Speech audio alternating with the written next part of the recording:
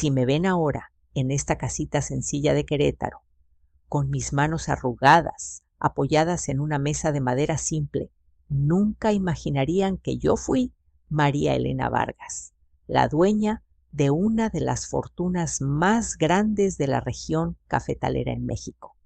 Ay, mis queridos, ¿han sentido alguna vez que el mundo entero se les viene abajo de la noche a la mañana? Yo sí, y no fue solo por el dinero que perdí, sino por los secretos que salieron a la luz, como serpientes escondidas en el jardín de rosas que tanto amaba mi madre.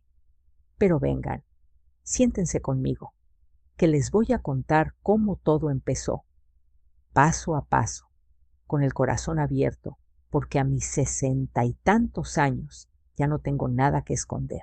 Y si les toca el alma esta historia, no olviden dejar un comentario abajo. ¿De qué parte de México están escuchando? ¿O tal vez del otro lado de la frontera? Cuéntenme, que me encanta saber que no estoy sola en esto. Nací en 1948, justo después de que el mundo se sacudiera con la Segunda Guerra Mundial. Pero en Querétaro, las familias como la mía, los Vargas, seguíamos reinando como si nada hubiera cambiado. Mi padre, don Eduardo Vargas, era el amo y señor de 3 haciendas de café que se extendían por las colinas verdes, llenas de arbustos cargados de granos rojos que olían a tierra fértil y promesas de riqueza. Él tenía una fábrica donde se procesaba el café, un imperio chiquito pero poderoso que hacía que la gente de la ciudad nos mirara con envidia y respeto. Papá era un hombre de carácter fuerte, de esos que entraban a la casa y todos callábamos, esperando sus órdenes.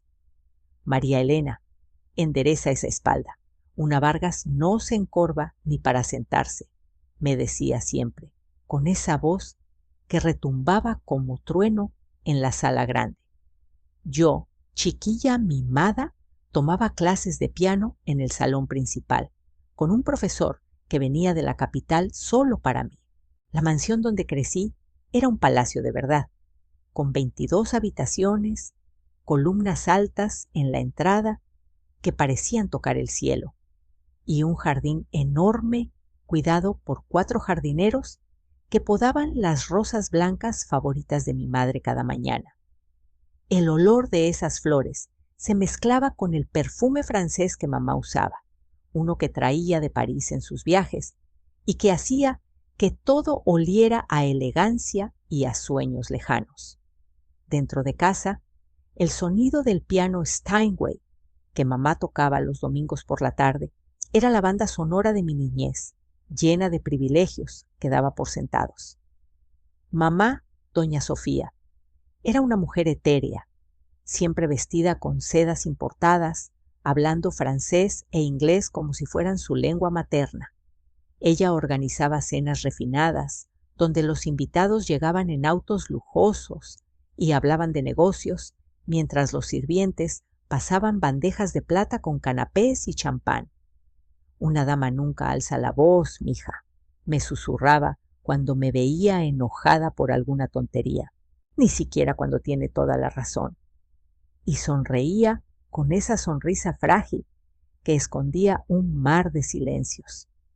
Tenía un hermano mayor, Juan Carlos, 5 años más grande, el orgullo de papá, preparado desde chico para tomar las riendas de las haciendas. Mientras yo aprendía a bordar y a tocar el piano, él iba con papá a las plantaciones, aprendiendo sobre la cosecha del café, cómo seleccionar los granos mejores, cómo negociar con los compradores de la ciudad. Un día todo esto será tuyo, hijo, le decía papá, palmeándole la espalda, y Juan Carlos asentía, serio como un adulto chiquito. Luego estaba mi hermana menor, Isabel, 3 años más joven, una niña bonita y obediente que aprendía a sonreír y a complacer a todos. Mamá la veía como la hija perfecta, dócil donde yo era rebelde, calmada donde yo era un torbellino. Isabel sí que sabe comportarse, decía mamá a veces, y yo sentía un pinchazo en el pecho, pero lo disimulaba con una risa. Mi abuela paterna, doña Carmen, Era la que realmente había construido la fortuna junto con su marido, mi abuelo, que ya había muerto cuando yo nací.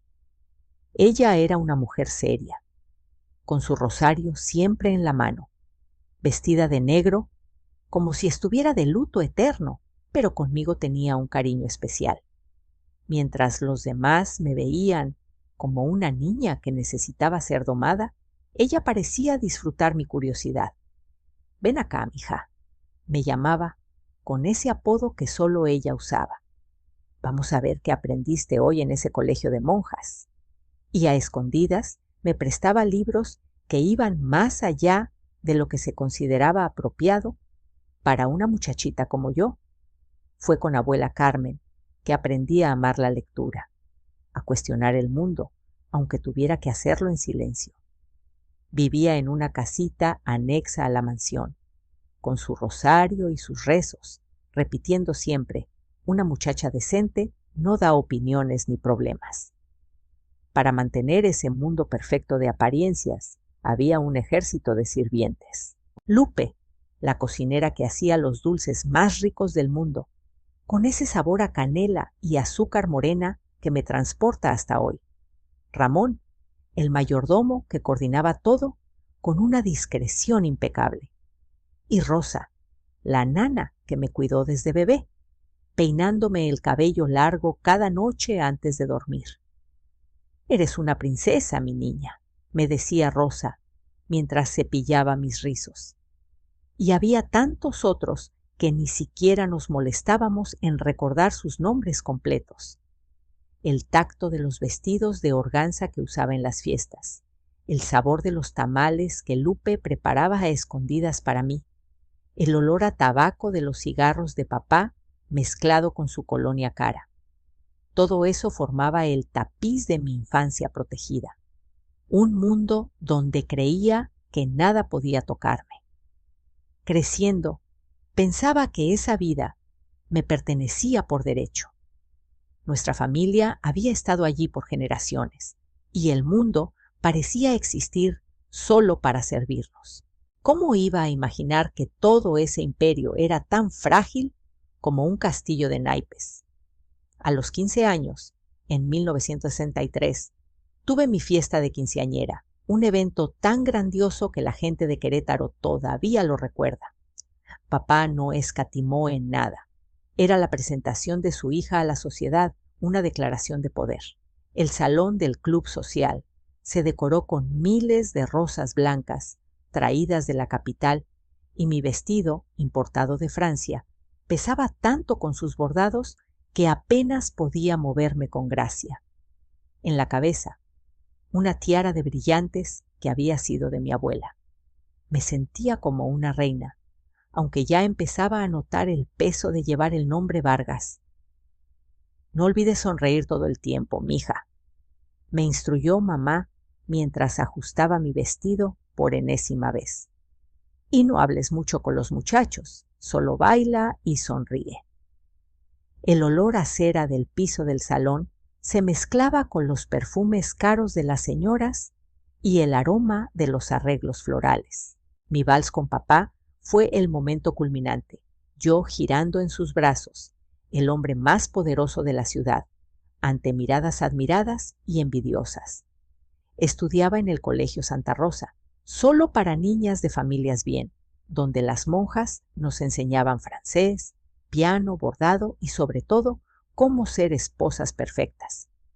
«Señorita Vargas, una dama controla sus impulsos y nunca expresa opiniones fuertes», me regañaba la madre superiora cuando osaba cuestionar por qué no podíamos leer ciertos libros. Fue en esa época que empecé a notar las diferencias entre mi vida y la de los sirvientes. Cuando me quejaba del uniforme tieso, Rosa sonreía resignada. Ella que tenía solo 3 vestidos para alternar en la semana. Cuando me aburría con las lecciones de piano, pensaba en Lupe, que se levantaba al amanecer y trabajaba hasta después de la cena sin chistar. Una vez entré a la cocina de sorpresa y pillé una conversación entre las sirvientas. El silencio fue inmediato, todas bajaron la vista. Fue como invadir un universo paralelo dentro de nuestra propia casa. ¿Qué interrumpí?, pregunté curiosa. Nada importante, señorita, respondió Lupe, volviendo al trabajo. Pero vi en sus ojos historias enteras que nunca entrarían en nuestros salones. Era la primera vez que intuía que había un mundo más allá de nuestros muros de privilegio.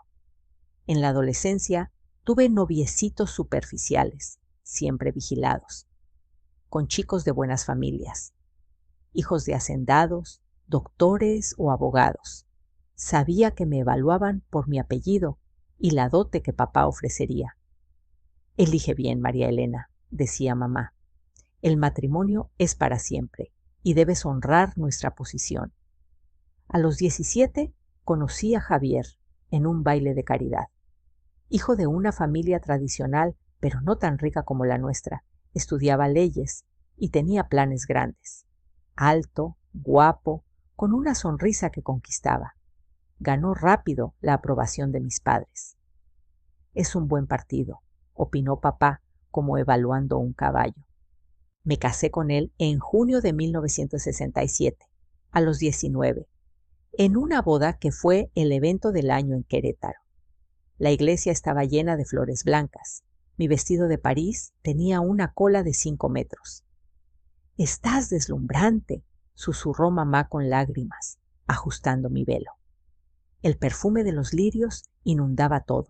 La marcha nupcial hacía latir mi corazón fuerte, no sé si de emoción o ansiedad. Caminando por el pasillo, sentí los ojos de todos, admiración, envidia. Javier me esperaba en el altar, sonriente. Creí que era amor, no un contrato entre familias. La recepción en la mansión tuvo 400 invitados, orquesta, champán francés. Nuestra primera valsa bajo candelabros de cristal parecía un cuento. Serás la esposa más envidiada, prometió Javier. En los primeros años vivimos en una casa cómoda cerca de la mansión. Javier empezó como abogado, usando las conexiones de papá para clientes importantes. Yo organizaba cenas, mantenía la casa perfecta, participaba en caridades. En 1968 nació Eduardo, en honor a papá, y 2 años después, Ana.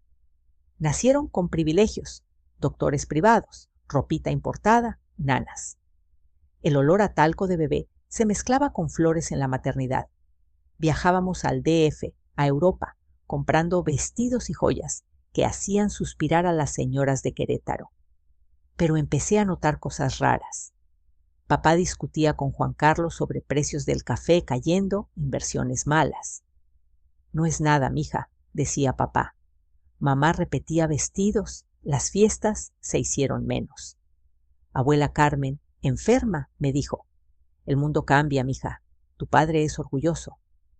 Murió poco después, y en el funeral vi miradas extrañas entre papá y banqueros. Javier empezó a viajar más, por trabajo. Una noche pasando por su oficina, oí voces altas con papá. Las inversiones son arriesgadas, suegro. No me vengas con eso, Javier. Luego encontré una carta en su bolsillo, dirigida a Clara, con palabras cariñosas. Mi corazón se aceleró. Un frío me recorrió la espalda y me quedé ahí, temblando, con el papel en la mano, preguntándome si todo lo que creía era una mentira. Esa carta quemaba en mis dedos como si estuviera escrita con fuego, y el temblor no se iba. Se extendía por todo mi cuerpo mientras caminaba de un lado a otro en la oficina de Javier, con el corazón latiendo como tambor de fiesta patronal. ¿Quién era esa Clara? ¿Por qué sus palabras sonaban tan íntimas, como si compartieran secretos que yo ni siquiera sospechaba? Me senté en su escritorio, respirando hondo, y decidí no quedarme con la duda. Rebusqué en los cajones, con las manos sudorosas, encontrando recibos extraños, facturas de hoteles en el DF que no recordaba haber visitado juntos. Cada papel era una pista, un hilo suelto en el tapiz de nuestra vida perfecta, y yo, como una tonta, había ignorado las costuras que se deshacían. Al día siguiente, Fingí que todo estaba bien durante el desayuno, sirviendo café humeante a Javier, mientras él leía el periódico, hablando de sus casos en el despacho. Anoche llegaste tarde otra vez, le dije con voz casual, removiendo mi taza para disimular el nudo en la garganta. Él levantó la vista, con esa sonrisa que antes me derretía. Trabajo, amor. Un cliente importante en la capital. Mentía, lo sentía en el aire, como el olor a tormenta antes de la lluvia. Pero no dije nada, no aún. Esperé a que saliera, besando mi mejilla como siempre, y entonces corrí a la mansión de mis padres, buscando respuestas en el lugar donde todo había empezado a crujir. Llegué jadeando, el sol de Querétaro pegando fuerte en las colinas, y encontré a mamá en el jardín podando rosas con guantes de seda, como si el mundo no se estuviera resquebrajando. Mamá, algo anda mal con Javier. Solté sin preámbulos, sentándome a su lado en el banco de hierro forjado. Ella dejó las tijeras, su rostro pálido bajo el sombrero ancho. ¡Ay, mija! Los hombres y sus secretos. Tu padre también tiene los suyos con los negocios. Pero sus ojos decían más, un brillo de preocupación que no podía ocultar. Me contó entonces, en voz baja, que papá había invertido fuerte en una compañía nueva en el DF, recomendada por un socio viejo, y que Juan Carlos se empujaba por más riesgos para modernizar las haciendas. El café no da como antes, murmuró. Los precios bajan y hay deudas que no se pagan solas. Regresé a casa con la cabeza revuelta y esa noche confronté a Javier en la cena, con los niños ya dormidos. Dime la verdad sobre Clara, exigí, mostrando la carta que había guardado en mi bolso. Su rostro se endureció, como arcilla secándose al sol. No es lo que piensas, María Elena, es solo una amiga del despacho. Pero su voz titubeaba y yo presioné. ¿Amiga que te escribe cartas de amor, que menciona noches en hoteles? Se levantó de la mesa, paseando nervioso. Está bien, sí, hemos estado cerca, pero es por el estrés, los negocios van mal. Ahí salió todo. Admitió la aventura, pero juró que era pasajera, que me amaba a mí y a los niños. Lloré esa noche en silencio, acurrucada en la cama, sintiendo que mi mundo se encogía como una hoja seca. Los meses siguientes fueron un torbellino de señales ignoradas que ahora explotaban. Papá empezó a vender joyas de la familia, discretamente, para cubrir huecos en las cuentas. Juan Carlos llegaba a las reuniones familiares con ojeras profundas, hablando de ajustes temporales en las haciendas. No alarmes a las mujeres, hermano, le decía papá. Pero yo oía sus discusiones a puerta cerrada. Las inversiones en esa compañía del DF nos están hundiendo. El socio de Javier nos engañó. Mencionaron a Clara por primera vez entonces como hija de ese socio, una mujer astuta que manejaba los números. Mi estómago se revolvió. ¿Javier sabía? ¿Estaba involucrado? En 1970, el derrumbe llegó como una luz en las sierras. Los precios del café se desplomaron por la competencia de Brasil y las deudas acumuladas estallaron. El banco mandó notificaciones, frías como el metal de un cuchillo, hipotecas ejecutadas, bienes confiscados. Vi a papá envejecer 10 años en una semana, su espalda encorvada por primera vez, firmando papeles con mano temblorosa. Se lleva todo, María Elena, me dijo un día, con voz quebrada. En la sala principal de la mansión, las haciendas, la fábrica, hasta esta casa. Mamá se derrumbó en llanto, encerrándose en su habitación, negándose a comer, susurrando. Esto no puede ser, no para los Vargas. El leilón fue una pesadilla viva. Extraños invadieron la mansión, tocando muebles antiguos, poniendo precios en cristales y porcelanas que habían pasado generaciones. Esta cómoda era de mi bisabuela. Protesté a un hombre que pegaba una etiqueta en la madera tallada. Él se encogió de hombros. Ahora es de quien pague más, señora. El olor a polvo y abandono se colaba en los rincones, como si la casa supiera que moría. Vi joyas de mamá empaquetadas, collares de perlas, anillos de esmeraldas que contaban historias de bailes y promesas. Isabel, mi hermana, casada con un industrial en Guadalajara, llamó para decir: no puedo venir, lo siento, mi esposo dice que es mejor mantener distancia. Sus palabras dolieron como sal en herida abierta. Mi propia sangre abandonándonos por posición social. Papá no lo soportó. Una noche lluviosa salió en su auto diciendo que iba a ver a un viejo amigo. Horas después, la policía llamó. Accidente en la carretera, el carro destrozado contra un árbol. ¿Accidente? Yo dudaba, recordando sus ojos vacíos esa mañana, el peso invisible que lo aplastaba. Mamá empeoró, convertida en fantasma, sentada junto a la ventana, mirando la nada. Tu padre se fue, mija, repetía, y nos dejó en este infierno. Juan Carlos huyó a Europa con su esposa, prometiendo empezar de nuevo.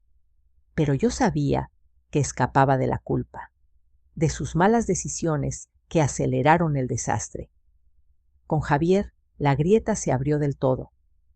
Mientras empacábamos lo poco que nos quedaba, encontré documentos en su maletín, transferencias de dinero de las cuentas familiares a nombre de Clara, inversiones en una empresa fantasma que resultó ser un fraude. Confronté. ¿Tú lo sabías? ¿Ayudaste a hundirnos por ella? Él palideció. Quería protegernos, María Elena. Clara prometió retornos altos, pero era traición pura. Mi esposo, el hombre que juró amarme, había desviado fondos para su amante, hija del socio tramposo, dejando a mi familia en ruinas. ¿Cómo pudiste vendernos por ella? Grité, lágrimas calientes rodando. No entiendes. Era por un futuro mejor, balbuceó él. Pero sus excusas sonaban huecas, como eco en cueva vacía. Doña Carmen, mi abuela, fue mi ancla en el caos. Llegó al departamento rentado en las afueras de Querétaro, donde nos mudamos con lo puesto. Un lugar chico con 3 habitaciones apretadas, olor a humedad en las paredes. No dejes que te quiebren, mija, me dijo, abrazándome fuerte, su rosario colgando del cuello como talismán. Eres una Vargas, y las Vargas nos levantamos, aunque sea de las cenizas. Ella, con sus 70 años, asumió cuidar a Eduardo y Ana, contando cuentos de las haciendas para distraerlos del cambio. Lupe, la antigua cocinera, apareció un día. No los dejo solos, señora. Yo soy de la familia. Juntas lavábamos ropa, cocinábamos frijoles simples y yo, por primera vez, trabajaba, dando clases de piano y francés a hijos de nuevos ricos en la ciudad. Pero la venganza ardía en mí como café hirviendo. Con abuela Carmen susurrando consejos al oído, contacté a un abogado viejo de papá, un hombre leal que olía a tabaco y justicia. Investiguemos a esa Clara, le dije en su oficina polvorienta. Él asintió. Tiene propiedades en el DF, vive como reina con dinero que no es suyo. Empecé a recopilar pruebas, recibos, testigos de las haciendas que vieron a Javier firmando tratos dudosos. Noches enteras las pasaba despierta, planeando, imaginando el momento en que los vería caer. Los niños dormían tranquilos gracias a abuela, que rezaba por nosotras, y Lupe cocinaba caldos reconfortantes que olían a hogar perdido. Javier se fue una mañana, con una maleta ligera, diciendo: no puedo con esto, María Elena. Clara me ofrece algo nuevo. Me dejó sola con los niños, las deudas y el rencor. Pero en lugar de quebrarme, me endurecí. Usaré lo que sé, decidí, abriendo mi piano viejo en el departamento, atrayendo alumnos con anuncios en el mercado. Abuela Carmen sonreía. Ahí va mi guerrera. Lupe agregaba: y yo la ayudo con las tortillas, señora.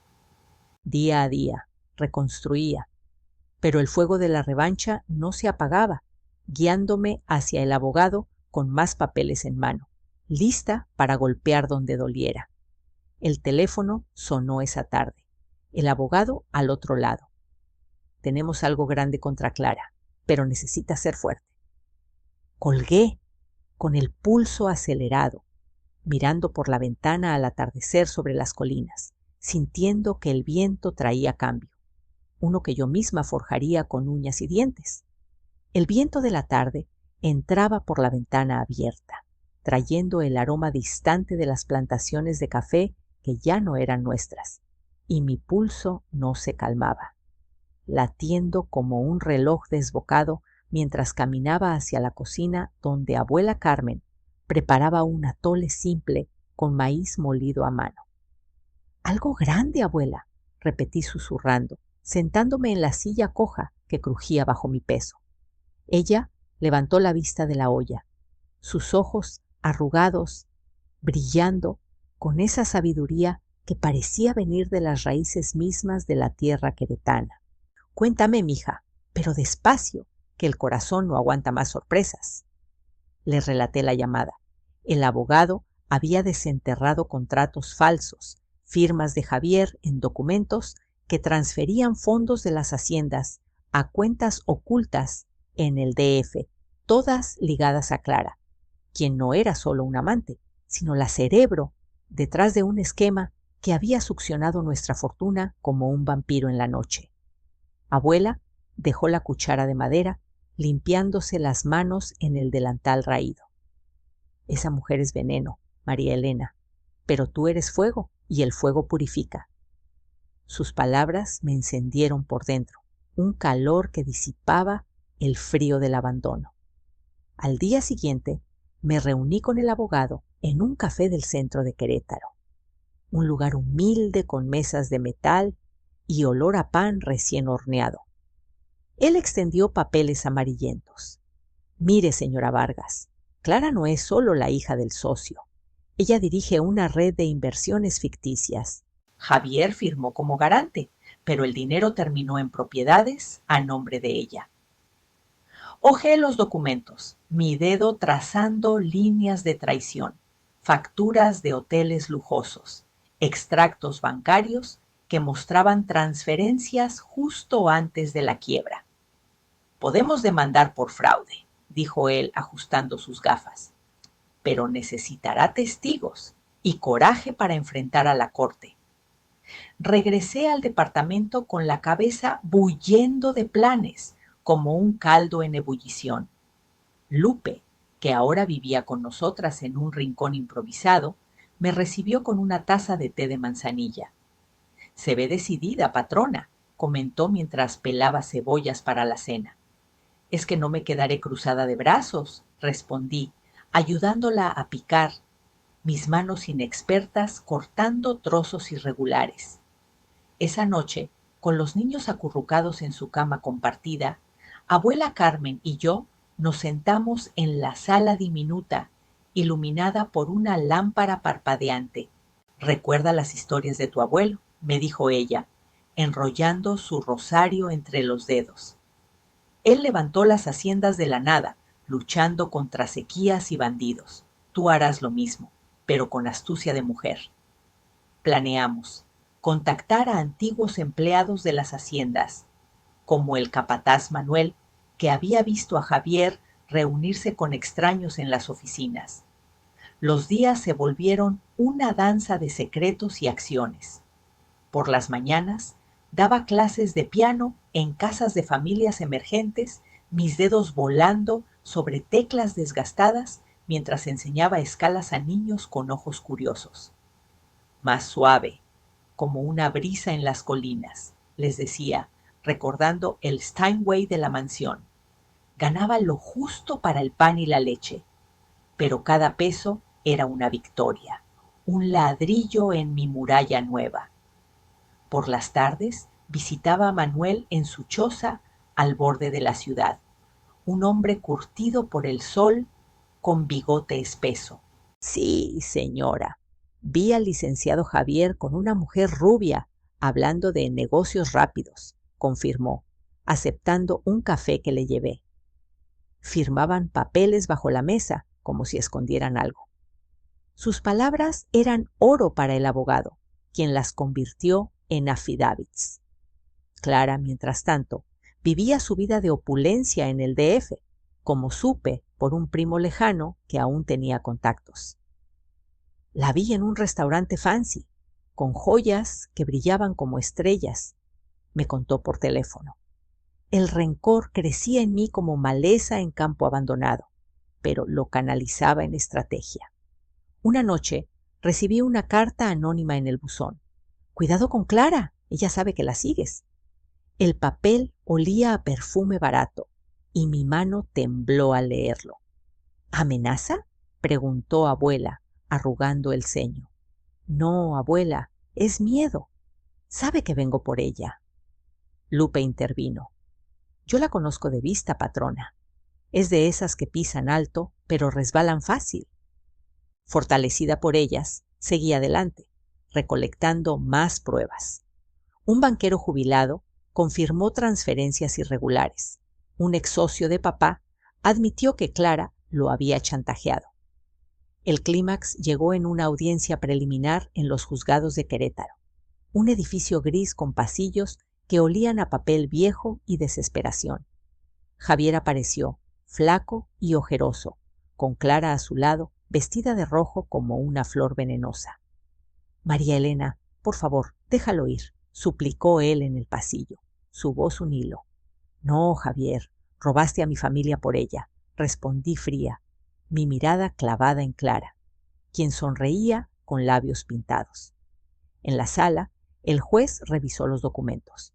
¿Hay evidencia de fraude aquí? Clara palideció, su compostura quebrándose como cristal fino.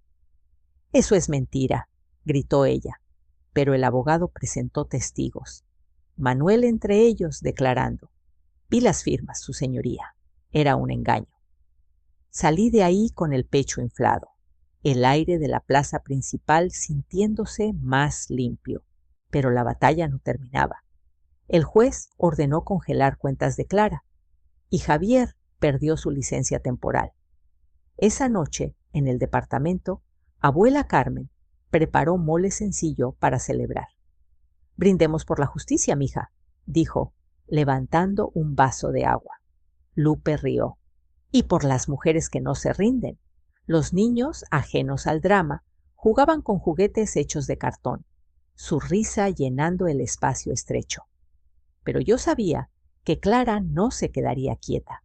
Una llamada anónima esa madrugada lo confirmó. Te arrepentirás. Colgué, el teléfono pesado en mi mano, pero en lugar de miedo, sentí una determinación feroz, como el rugido de un río desbordado. Las siguientes semanas fueron un ajedrez tenso. Clara contraatacó con demandas por difamación, pero mi abogado las desmontó con más pruebas. Correos viejos que Lupe había guardado de la mansión mostrando planes de Javier. Eres una víbora, le dije a Clara en una confrontación accidental en la calle, su perfume invadiendo mi espacio. Ella sonrió torcida. Y tú, una ilusa que perdió todo. Pero sus ojos traicionaban pánico. Javier, meanwhile, imploraba perdón por carta. Vuelve, María Elena, por los niños. Quemé el papel en la estufa, el humo subiendo como ofrenda a mi nueva fuerza. Abuela Carmen enfermó entonces, su tos seca, resonando en la noche.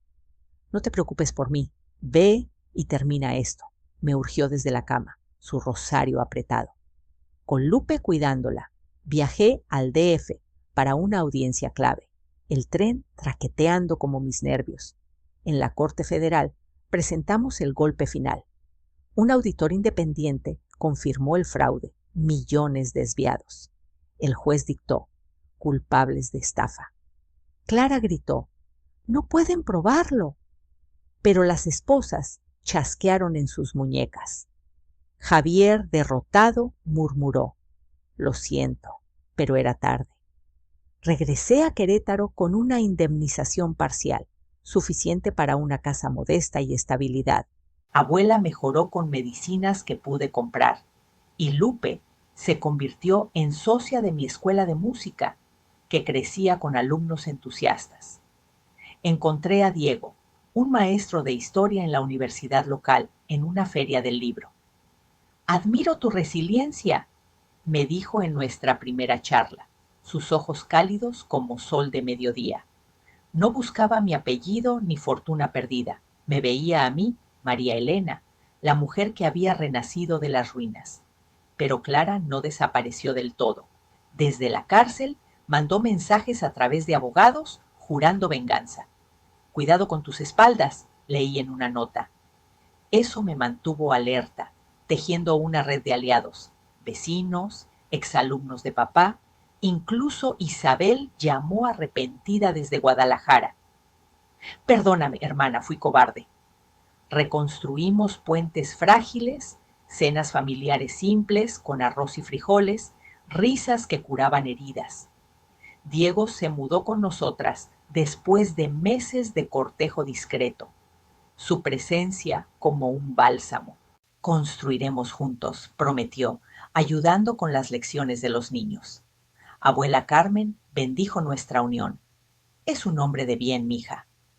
La vida fluía, no en mansiones, sino en momentos. El olor a tierra mojada después de lluvia. La música de mi piano llenando la casa, los niños creciendo fuertes. Sin embargo, una sombra persistía. Clara salió en libertad condicional y un día la vi en la plaza, mirándome con odio puro. Esto no acaba, articuló sin sonido. Me giré, el corazón en vilo, pero con Diego a mi lado enfrenté el horizonte, lista para lo que viniera, el sol poniente tiñendo las colinas de oro, prometiendo que mi fuerza era inquebrantable.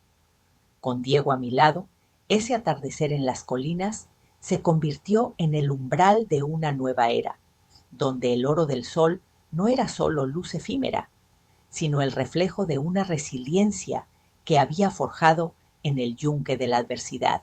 Caminamos de regreso a la casa, su mano entrelazada con la mía, un ancla en el mar revuelto de amenazas que Clara aún lanzaba desde las sombras. No estás sola en esto, murmuró él, su voz como un bálsamo en la brisa vespertina que mecía las hojas de los árboles cercanos. Llegamos al umbral donde el aroma a tierra húmeda se mezclaba con el de las hierbas que Lupe cultivaba en macetas improvisadas, y por primera vez en meses sentí que el peso en mis hombros se aliviaba, no por magia, sino por la certeza de que había transformado el veneno en antídoto. Los días siguientes se desplegaron como páginas de un libro que yo misma escribía, con tinta de determinación y pluma afilada por las lecciones de abuela Carmen. La indemnización llegó semanas después, un cheque modesto pero vital, fruto de la sentencia que había desnudado el fraude ante los ojos de la ley. Clara, con su fachada de elegancia resquebrajada, perdió sus propiedades en el DF, obligada a venderlas para pagar multas que la dejaron en la calle, literalmente mudándose a un apartamento raquítico en las afueras. Javier, despojado de su licencia de abogado por complicidad probada, vagaba por oficinas menores, mendigando trabajos que nadie le daba, su reputación hecha trizas como papel mojado. Se abandonaron mutuamente, me contó el abogado en una llamada final con tono satisfecho. Clara lo dejó cuando el dinero se evaporó, como rata huyendo de un barco hundido. No sentí júbilo cruel, solo una paz serena, como la quietud después de una tormenta que arrasa pero limpia el aire. Con ese dinero invertí en un local pequeño en el corazón de Querétaro, un espacio con paredes de adobe fresco y ventanas que daban a la plaza bulliciosa. Lo convertí en mi academia de música, no un palacio de notas, sino un refugio donde enseñaba piano y francés a niños de familias humildes que soñaban con horizontes más amplios.